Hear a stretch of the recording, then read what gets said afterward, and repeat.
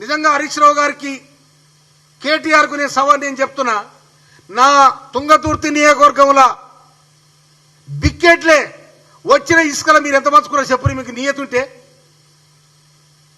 Machine భగీరథలు ఎంత తిన్నారో చెప్పురి, machine కాకతీయులు ఎంత తిన్నారో చెప్పండి. మొత్తం 10 ఏళ్ళుగా కొక్కులు వేసినట్టు వేసిర్రు, మొత్తం లూడి చేసిర్రు. 8 లక్షల కోట్ల రూపాయలు అప్పు చేసి ఆంధ్ర వారు విడిపోయినాడు, ఆంధ్ర తెలంగాణ విడిపోయినాడు.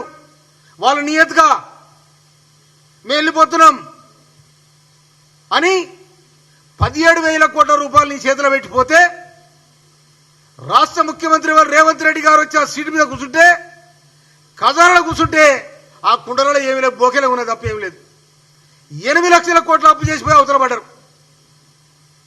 అయినా